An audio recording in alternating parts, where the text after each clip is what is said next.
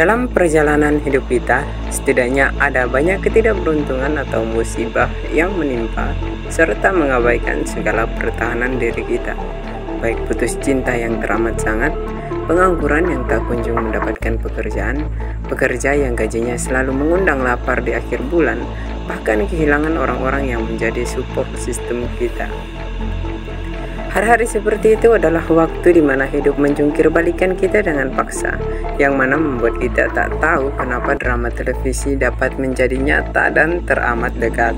Tak ada penopang untuk dipegang, bahkan bahu untuk bersandar, yang memperburuk serta membuat semakin terpuruk dalam gelisah tak berkesudahan.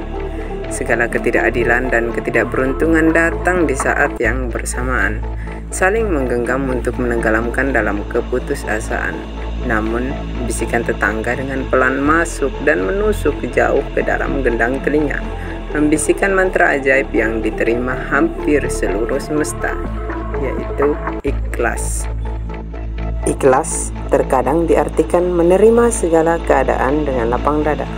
Tak perlu bertanya kenapa, yang jelas terima saja tanpa menolaknya. Bahkan disajikan dengan sedikit penyedap rasa seperti ikhlaskan saja, semuanya akan indah pada waktunya. Sebagai seseorang yang juga hidup pas-pasan, saya adalah orang yang sangat menolak untuk ikhlas seperti yang dipahami banyak orang. Ikhlas tak harus berarti menerima sebuah keadaan.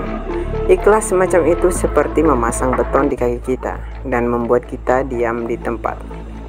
Cara bahasa, ikhlas berasal dari kata akhlasa yukhlisu ikhlas. Ikhlas berarti bersih hati atau tulus hati. Ikhlas itu kemurnian atau ketulusan yang amat dalam, tidak bertendensi ego dunia wayang. Ikhlas tidak berarti rela menerima semua keadaan atau kesulitan. Ikhlas itu tombol jeda, di mana kita mengambil nafas sejenak untuk langkah yang lebih kuat, di mana kita menerima keadaan tapi tidak pasrah. Kita harus kembali ke pengaturan awal untuk menyelesaikan setiap masalah. Saya teringat waktu masih kuliah dulu. Kuliah merupakan momentum luar biasa dalam hidup saya, sekaligus momentum paling menyakitkan. Saya cukup aktif dalam perkuliahan, bisa dibilang mahasiswa yang cukup baik. Hari-hari diisi oleh kuliah, diskusi, organisasi, dan berbagai kegiatan mahasiswa organisatoris lainnya. Momentum-momentum luar biasa terus terjadi. Namun, seperti halnya air laut pasang, suatu saat akan surut juga. Begitulah yang terjadi dengan diri saya ketika di tahun 2020, setelah menyelesaikan salah satu kewajiban mahasiswa pendidikan, yaitu praktek kerja lapangan atau PPL, kami diharuskan untuk menyusun proposal penelitian. Namun ketika tinggal selangkah lagi dapat meninggalkan kampus tercinta, tiba-tiba tanpa pemberitahuan, bencana itu tiba di saat semangat telah sampai ke puncaknya. Waktu itu ternyata selama beberapa tahun kuliah, saya tidak memiliki nomor induk mahasiswa atau NIM yang terdaftar di PDDikti. Hal ini bukanlah kelalaian atau kesalahan manajemen, bahkan kesalahan operasional. Hal ini hanya sebuah kebetulan yang kebetulan terjadi kepada saya. Setelah mendengarnya, akhirnya saya tahu kalau percuma untuk mengajukan proposal karena harus menunggu pergantian semester barulah NIM dan nilai saya dapat diupload ke PDDikti. Saat itu juga saya sadar bahwa saya akan telat wisuda, telat menyelesaikan studi saya, dan membuat kecewa orang-orang terdekat saya. Orang tua saya merupakan tipe orang tua yang penyabar, cukup mampu menerima apa yang menimpa saya. Namun, bencana tak berkesudahan selanjutnya pun tiba. Waktu itu tanggal 6 Agustus 2020. Setelah sholat maghrib, seperti biasanya ibu saya mengaji di ruang tamu. Pun ayah saya setelah sholat maghrib dengan seksama duduk mendengarkan ibu saya mengaji. Namun, karena setiap ketetapan Tuhan itu tetap dan tidak berpindah, maka ia terjadi seperti yang telah ditetapkan. Waktu duduk di kursi dengan teduhnya mendengarkan ibu saya, ayah saya dengan pelan menghembuskan nafasnya. Dengan damai menatap istrinya, ayah saya berpulang saat saya masih kesulitan berbaikan dengan keadaan kuliah saya. Rasanya seperti dibanting, kemudian dibanting lagi dengan lebih keras. Darah yang belum mengering kembali mengucurkan darah baru yang lebih pekat. Belum berhenti sampai di situ. Dalam keadaan duka yang tak karuan, Teringat ibu saya yang sedang menangis kepergian ayah saya. Saat itu pun saya sadar bahwa air mata saya tidak boleh jatuh di depan ibu saya. Ibu saya mengidap penyakit seperti radang paru-paru, namun sedikit berbeda. Paru-paru ibu saya melebar dan membuatnya kesulitan bernafas seperti kebanyakan orang, serta sering batuk-batuk, dan sudah menjadi aktivitas yang cukup rutin untuk ibu saya rawat inap di rumah sakit. Karena keadaan kesehatannya terus menurun dari waktu ke waktu. Khawatir dengan keadaan ibu saya yang semakin memburuk karena kami baru kehilangan seorang ayah, maka dalam pikiran kami pun dengan otomatis berpikir bahwa haram untuk kehilangan seorang ibu juga di saat yang bersamaan. Karenanya air mata itu harus berpuasa sejenak sebelum ia keluar. Maka kami cukup hanya merasakan sedih tanpa berekspresi benar-benar sedih. Begitupun kakak pertama saya yang dengan sigap ia mengurus segala keperluan pengurusan jenazah ayah saya hingga saat dimakamkan. Tak ada yang menetes hingga akhirnya kami harus diam sejenak di kamar dan menangis dengan pelan. Setelah itu kami disadarkan oleh kenyataan bahwa sang tulang punggung telah tiada. Maka masa depan kami tak seperti mereka yang cukup beruntung untuk dijaminkan masa depannya oleh kedua orang tuanya.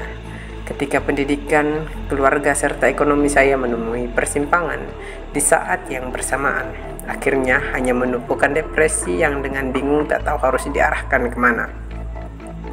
Waktu itu serasa tak ada keadilan dalam kenyataan yang membuat saya terus tidur dan memimpikan kebahagiaan.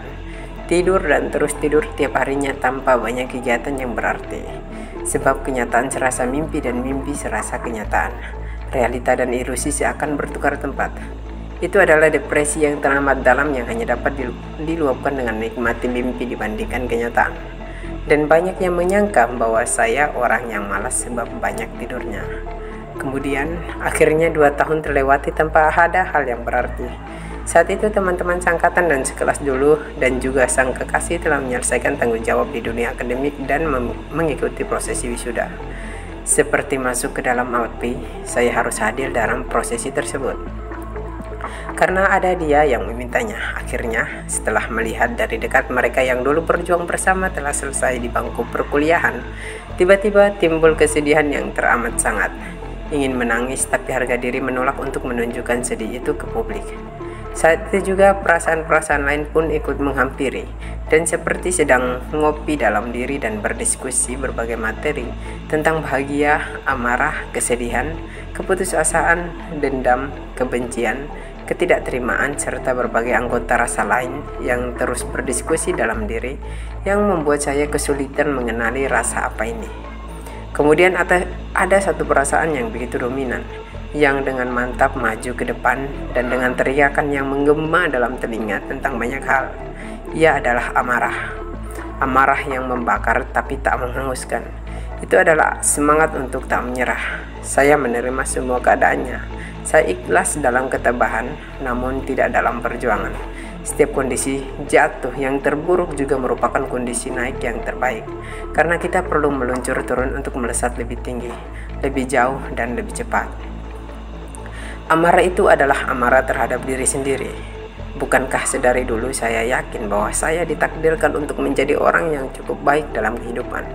Bukankah semakin kuat keyakinan, semakin kuat pula ia akan termanifestasi dalam kenyataan? Saya yang gagal, saya yang menyerah, saya yang tak bergerak tidaklah salah, namun tidak juga benar. Saya yang ikhlas adalah saya yang diam dan terus bergerak, bukan saya yang diam dan melupakan. Kemudian di awal 2023 dengan banyak dorongan dari orang-orang terdekat, dari dosen, keluarga, dan teman yang dengan segenap hati membantu saya dalam menyelesaikan kewajiban terakhir mahasiswa. Akhirnya dengan haru dan bahagia yang berpadu, satu persimpangan telah terlewati dengan sedikit paksaan. Tidak berhenti di situ, teringat dengan berbagai persoalan ekonomi yang terus menghujam, dan sebagai anak lelaki dan anak terakhir bukanlah bekerja itu kewajiban. Akhirnya saya pun mencoba berbagai pengalaman baru yang benar-benar membuka diri saya bahwa banyak hal yang belum saya tahu, dan hal itu dengan pelan dan pasti memperbaiki ekonomi saya. Karenanya hidup tidak berhenti ketika kita ikhlas, namun hidup terus berlanjut setelah kita ikhlas. Ketabahan tidak berarti tanda pemberhentian, namun sekedar jeda dalam jiwa untuk melesat tak terkira. Sebagai seorang manusia, tidur adalah sebuah keharusan untuk mengistirahatkan diri dari berbagai kenyataan yang kejam. Namun, bangun adalah kewajiban untuk mengalir bersama kenyataan dan bermuara di ujung kenyataan baru yang belum pernah kita temukan.